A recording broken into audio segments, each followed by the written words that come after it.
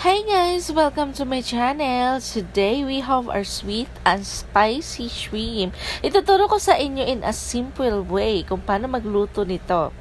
Okay, so simulan natin sa ating mga ingredients. Konti lang yung mga ingredients natin guys. Sure ako patok na patok to. Kalahating shrimp o hipon. We need our onion, garlic, and green chili. Yun lang. So, let's start cooking. Okay, so bubuksan na natin. In a medium heat lang ha. Huwag yung masyadong malakas yung apoy para hindi naman masunog. So, lalagyan na natin ng oil. I-scatter lang natin to bawat gilid.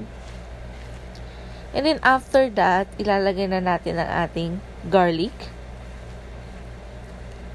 In a medium brown na yung garlic natin, pwede na natin ilagay ang onion. Okay. And our last but not the least, our green chili. Hatiin lang natin yung green chili ha. Kasi mamaya, lalagyan din natin ng green chili after maluto na yung shrimp. Okay, so ilalagay na natin yung shrimp. Madali lang tumaluto guys, kaya wag masyadong malakas yung apoy. Kasi pag lalong lalakasan mo yung apoy, liliit yung natin, shrimp. Lalagyan natin ng konting soy sauce para mas malasa siya. And konting vinegar. Konti lang guys ha, para hindi naman siya masyadong maasim. Okay, so we have our pepper. And then our magic sarap.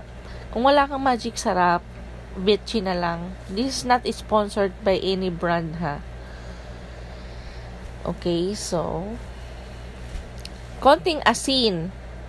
And then konting lagyan din natin ng konting sugar para sweet and spicy siya. So pakuluin lang natin siya, and then pag nakulo na, ito na yung resulta. Magiging na siya, wala na siyang sabaw. It's up to you kung gusto niyo yung sabaw o wala. Thank you for watching guys. Don't forget to click subscribe. Bye!